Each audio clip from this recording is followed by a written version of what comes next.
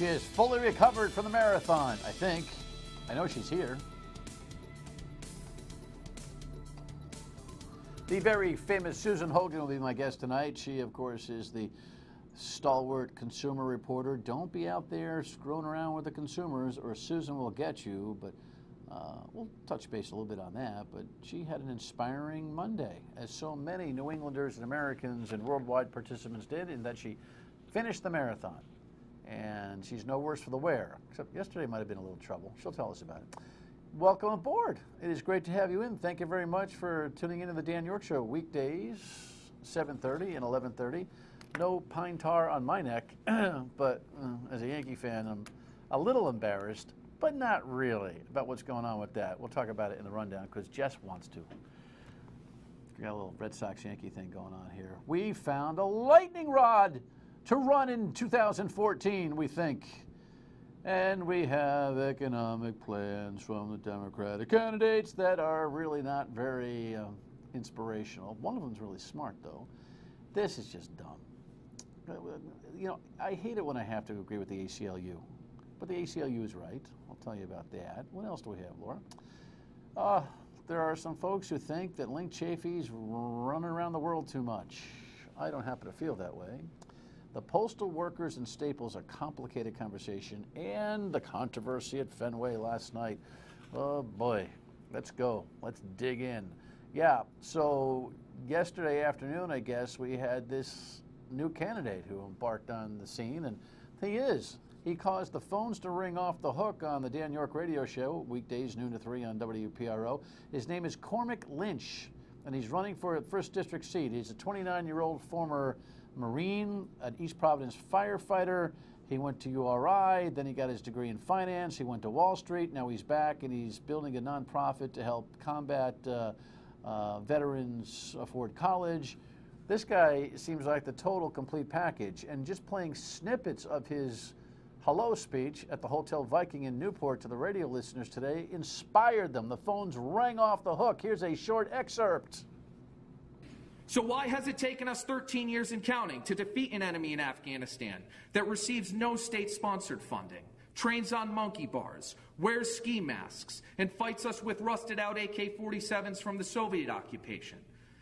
It's not because our rank and file, it's not because our men and women on the ground have insufficient will, and it's not because there is inadequate economic reinforcement. It is our civilian leadership, and they must go. That was kind of his theme. Honestly, I was inspired by this young man's rhetorical skill. Now, he had some interesting concepts and very conservative Republican type of philosophy, which is interesting. Here's the problem. I don't want to kill this thing before it starts because he's definitely exciting to listen to. He's got no money. I don't understand why these candidates jump into these high-level races with no money. I wish there wasn't money in these races, but it takes money. So we'll see. He's going to be on the radio with me on Monday at noon on WPRO, and hopefully he'll take an invitation to come here next week, and we'll talk about this stuff. He's inspiring, no doubt about it. And a one-on-one with David Cicilline, I will froth at the, I will salivate over seeing those two do battle. He's got a lot of talent, but you got to find the money. Next item. I wish it wasn't about the money. Economic plans are white noise. So the Democratic gubernatorial candidates are running around with their various plans, and the Providence Journal put up like battling headlines today, which was kind of interesting. Emphasis on the economy, or so they say. It really is kind of, it's kind of just like, you know what it's like? It's kind of like supermarket shopping for an economic plan, because you have to, because you're running for governor. It's kind of like getting a prom dress, you know, or a tux. I mean, you got to wear one, so you better have an economic plan. That's kind of how it feels. I mean, plan number one, Clay Pell, emphasis on the economy. He's got, like, you know, he wants to do an internship program for students of $2.5 million. He wants a little seed money for projects. Doesn't say where he's going to find the money at all. Doesn't say, well, we have an $8.5 billion budget. We ought to be able to find it. Yeah, but doesn't say where, doesn't say how, doesn't say much. And can't find his car, still can't find his car. And then Gina Raimondo, our treasurer, she's now calling for a green bank. And that's going to require a brand new quasi-government agency. The treasurer needs to understand that all of this effort to run way to the left in this primary can't come with all this cost baggage. Treasurer, please go back to some thinking about monetary fiduciary roots. Please. Angel Tavares has a plan right now for municipalities to repair roads, bridges, and schools, and it actually happens to be the best one. He identifies that this huge bonding program that he wants to do will cost the state $40 million a year to finance it, and he's going to find that money with a 1% reduction in state expenses. That's the most specific articulation of an economic plan that we've had from any of the candidates so far, and I applaud Angel Tavares for that. So, when it comes to the competition for economic plans, Angel has his nose out front. In terms of the Dan York State of Mind scoreboard, of course, let us go to the next item here, counting the prisoners. This has got to be one of the most obvious things I've ever seen. The Providence Journal headline, Cranston ACLU argue over counting inmates. This is a lawsuit that's been brought by the ACLU and some citizens who believe that there's an imbalance in the city of Cranston in terms of how you count constituents, because they're counting the 3,000 or more inmates at the ACI as voters. Here's the problem. They don't vote. They're not even registered to vote in Cranston. I don't know why this is even a case. Now, does it belong to be corrected in the legislature or in the courts? I'm not sure which. But obviously, if you have 5 wards in Cranston that have X number of people, and one of the wards has the same number of people, but 3,000 of them are inmates, you have an imbalance. Duh. Next one. Next one.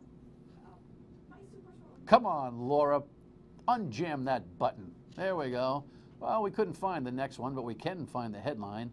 Live television, sort of. Chafee travel costs, Rhode Island, thousands in 2013. So I opened this email up from Go Local Prov today thinking, ooh, we got ourselves a scandal. Turns out that in 2013, Governor Chafee spent about $10,000 all in with his troopers and whoever else is traveling around with him. And you know, people are all upset about this, I guess, or there's some critical journalists who think that this is something that maybe even Susan Hogan ought to investigate. But the truth of the matter here is that I would recommend that we quintuple the travel budget for the governor. He's been spending $10,000 a year traveling around. He's going to Italy and Ireland for a junket next week or whatever. I'd like to triple it to $50,000. I'd like to keep him the heck out of the state for as long as we possibly can for the next 8 months. If we make him busy and he keeps traveling all over the place, he can't do any damage here. That'd be worth 30, 40, 50 grand, don't you think? Next item. Oh, the button worked. Excellent. This is a tough one. This is a tough one. There are multiple arguments and different sides on this one, so don't make judgment too early until you do a little reading and thinking on this. Postal worker unions, the union workers are very upset over their own management doing a deal with Staples in 27 states, where Staples is doing some shipping and selling some postal material, the likes of which you would find in the post office. Look, I think the post office gets a bad rap.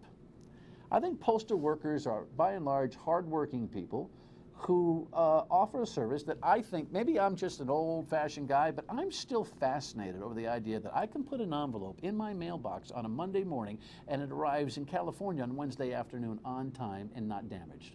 I still think that's kind of cool.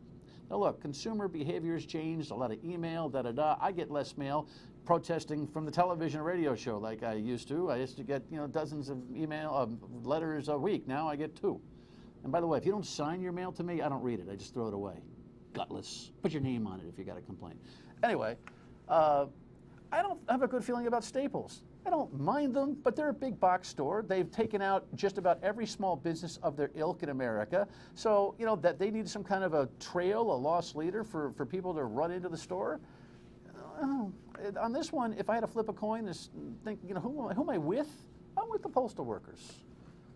You know, the reason that they have a big deficit is because they have to fund their pensions in advance, like no other government agency in America has to do, by the way. And lastly,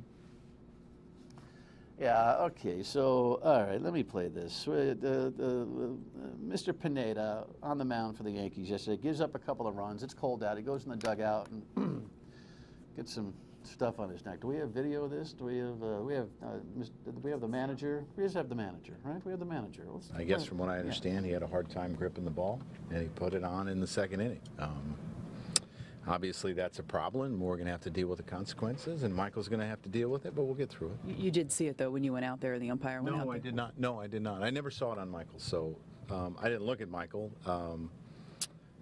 Jerry told me he clearly had something on his neck, and I just said, okay. And I got Phelpsy ready and worried about trying to keep the score the same. Okay, so Girardi didn't know. Okay, here's the thing. They asked Pineda about this in the locker room. That's a funny answer. Here we go. I want to feel good the ball and make a good pitch, you know. But you know it's illegal, right? Yeah, but the thing, I don't feel the ball and I don't want to hit anybody. So. The second time he's been alerted to this, that you're not supposed to do this. But you know what? All the Red Sox guys are all going, you know what? It's not that bad. You just got to hide it. Can't we just get a rule that when it's under 50 degrees out there and a pitcher wants to get a grip on a baseball, that we can use a little pine tar to make sure that you got a grip? Can baseball get a grip? It's got so many nuanced, ridiculous rules. Now you think, well, Yankee fan making excuses for him. He broke the rules. Yeah, and the Red Sox now are worried about the retaliation from half the league because they're tattletales, because they all use it anyway. Baseball been very, very good to me. We will come back and we'll talk to Susan Hogan. The marathon was very good to her. Stay with us.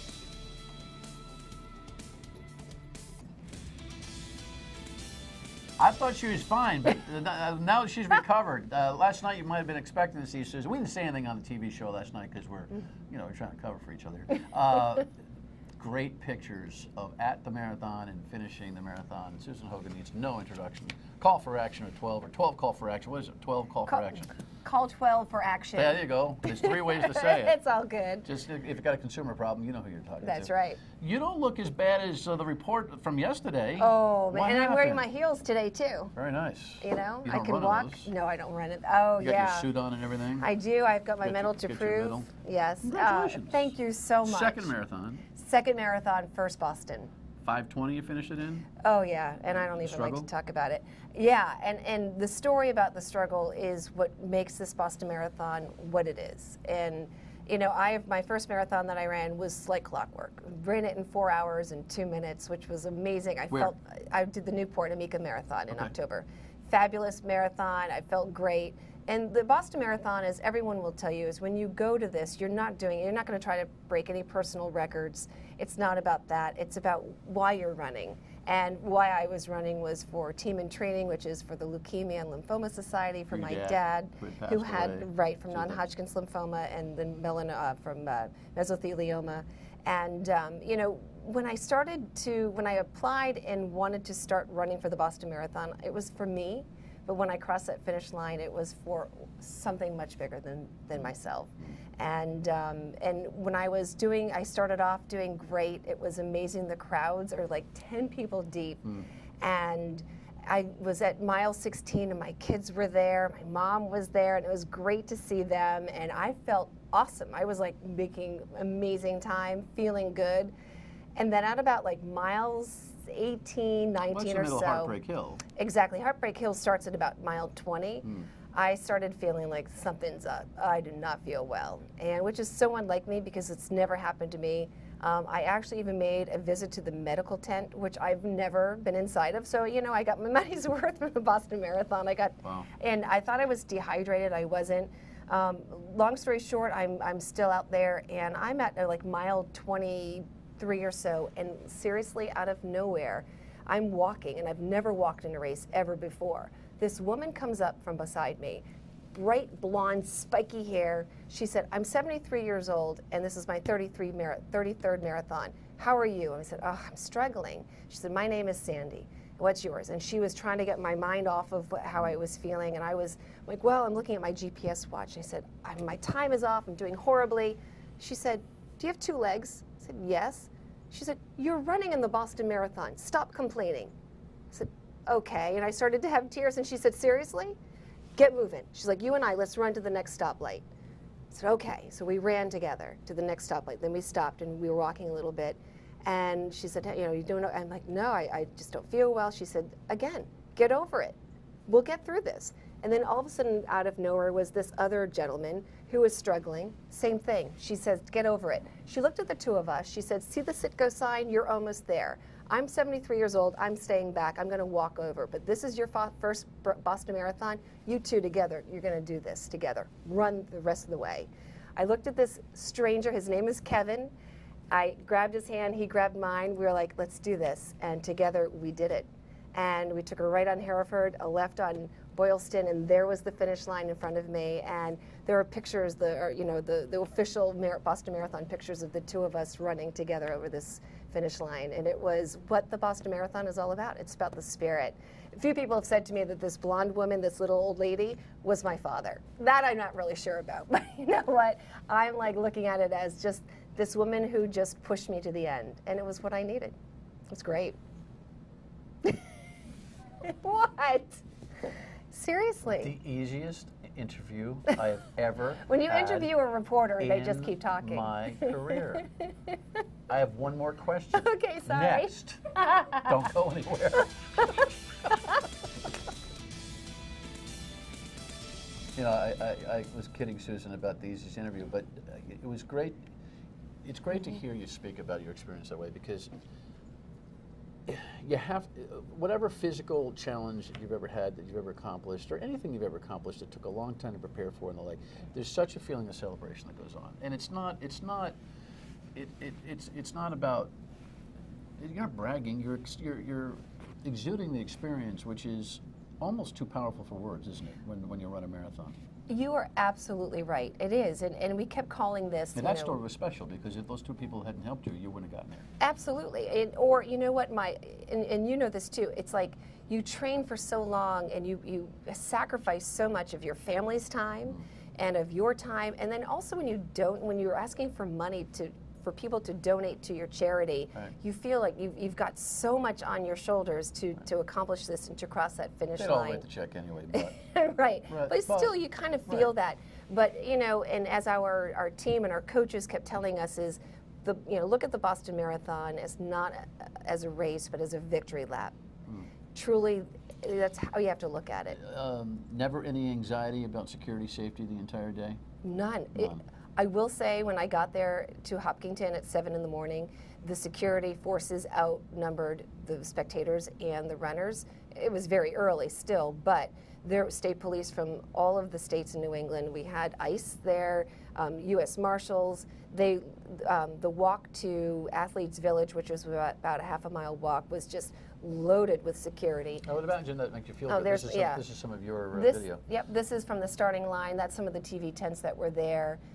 This is about 7:30, 8 o'clock in the morning, and most of those people that you see inside those white gates are security, and it was really quite remarkable. And then, just the security in Athletes Village to protect us. Never at any time did we ever feel that. You try to make that not your distraction. There is a place in a race, though, when a crowd can actually make you feel like you don't have any pain. I'm guessing that last mile or so was like that almost. Would you believe all 26.2 miles was like that? The crowd was remarkable. You were sick for a while. I was, and I will say, when I turned, the biggest turning point for me was at around Kenmore Square, when you're nearing the Citgo sign in Hereford and all of that. The crowds overwhelm you because it's so crazy, and they're like, you can do this, and you look at them and you're like, yeah, you know what, you're darn right, I can do this, and I am going to do this. They're amazing. They are the people. They pull you through this every step of the way. There's signs everywhere that just, they have their signs that they've made for you. You go, stranger. They don't know who you are. So it's what you amazing. should know about Susan, in addition to all her consumer persona on television and her anchoring, which is second to none, all that, you're really a physical nut. I mean, you teach classes. I'll see you at the health tracks over there, and you're always going, "Hey, Chubby, when you're coming in, don't call him Chubby. I go, I can't do what you do." But you do what? I teach. Zumba? I don't do Zumba either. You don't do Zumba? What do you do? But that would be kind of fun, wouldn't it? I teach 2 fitness classes. One is kind of like this crazy CrossFit kind of training class. It's with weights and it's cardio, and then I teach another structured weight class as well. So I teach 2 or 3 classes there a week. So it is great. I love the fitness aspect of it. I love to stay fit. You know, I'm 47 years old, and I'm probably healthier today than I was 10, 15 years ago.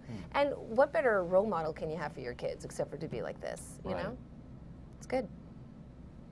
I feel really chubby when I'm hanging around Susan. Stop. And I keep asking So him out to of come to my shape. class, and you have I yet. work out every day, and I could never stay with. I'll come to the class. Yes, you should. Be happy to kick your butt. Meaningful for your dad? Oh, I'm sure it was. You know, I mean, the whole philosophy in running for him and honor him. Absolutely. You know, I know from my mom it was pretty neat that I ran for my dad, and he was on my shirt that I had, my singlet, from the Leukemia and Lymphoma Society. His name was on there, as well as his best friend, who's still alive, but was diagnosed with leukemia a week after he donated to my charity for my dad. But yeah, I know my dad was shining down on me, and I did have to call to him numerous times along the route. All right, so you know, listen, in addition to the marathon, you know how to get in touch with Susan in case you got a consumer problem. Call for action. We've got that number there somewhere. But call her and tell her good job, because it's always nice to hear it. 228-1850. Come back with a story on saving some consumers, will you? I'd love to, anytime. It's been fun. I'll get like 2 or 3 questions. I promise to talk We a love little your less. enthusiasm. Great story, isn't it? Thanks, Dan. Success, Boston Strong. Thank you, yes. How you get in touch with the show next. Stay with us. This is how you get in touch with the show. Call us, 228-1886, or email us, or Facebook post. Here's a response, an email, I believe, that we just received. Oh, on Facebook. Lynn says, I like your common sense approach to most things. I started watching your show recently. I'm from Jersey. Da-da-da-da-da-da. See, I do good with the Jersey girls, because I'm a Jersey guy. Susan was great, huh? I'm inspired. See you tomorrow night, 7:30 at MyRI TV.